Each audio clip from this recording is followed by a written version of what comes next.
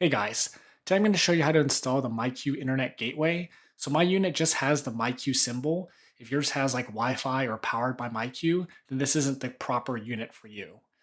So what we want to do first is go ahead and get the power cable, and let's plug that into the side of the unit here. And then of course plug the other side into your outlet or your surge protector. Then take the Cat 5 cable that came with the kit as well, plug that into the unit here. And then what we're going to do is we're going to plug that directly into the router. Once we've done that, then you're going to see a blinking green light. And once it flashes, once it's solid green, then you're ready to go into the app and start the pairing process. So go into your myQ app, sign up for an account, set up notifications if you want. Go to Smart Garage Hub, and then hit Internet Gateway. Click the box, hit I'm ready, and then go find the serial on the unit. So it's kind of outdated on that picture because mine was in the middle. And I don't know why it says you can scan it because it didn't really have that option, so I manually put it in.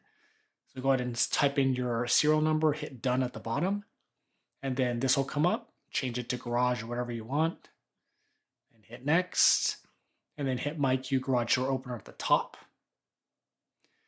And then hit allow for home data. Now what you want to do is walk out to your garage unit, hit the next button, and then hit the yellow button on the unit, and it'll start pairing.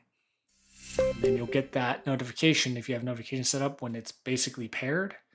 So just wait a little bit longer, it'll finish its pairing process, and it'll say success. And you can name it whatever you want, hit done, and now it's set up. So let's give it a try. So my garage door was already open, so I'm going to close it.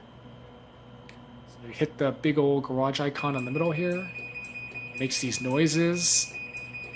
And then eventually it shuts the garage door. It takes a little bit of time. It's not the fastest process in the world, but it works.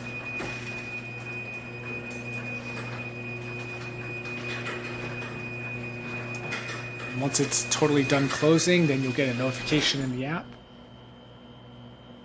It is that it was closed. That's basically it. So we'll just demo it, turning it on. So hit the icon again. Opens back up.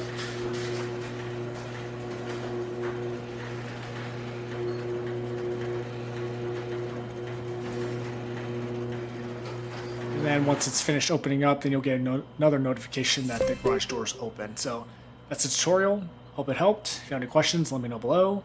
And thanks for watching.